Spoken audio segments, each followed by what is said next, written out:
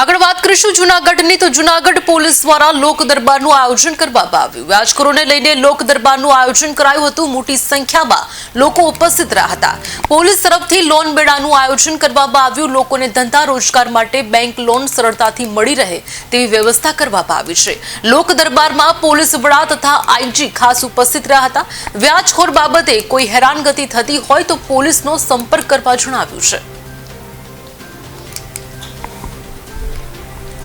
Police અધિક્ષક શ્રી અને તમામ નાયબ પોલીસ અધિક્ષક શ્રીઓ સાથે વ્યાજખોરીનો જે પ્રશ્ન છે એની અનુસંધાને લોકદરબારનું આયોજન કરવામાં આવેલ છે। આ જ પ્રકારના લોકદરબાર જૂનાગઢ રેન્જના પોરબંદર જિલ્લામાં ગઈકાલે અને ગીર સોમનાથ જિલ્લામાં એના આગલા દિવસે કરવામાં આવેલા છે। આ લોકદરબારમાં આજે વિશાળ સંખ્યામાં જૂનાગઢના નાગરિકો હાજર રહેલ છે। સાથે સાથે તમામ પોલીસ સ્ટેશનના અધિકારીઓ હાજર છે અને એમના અલગ અલગ ટેબલ રાખવામાં આવ્યા છે।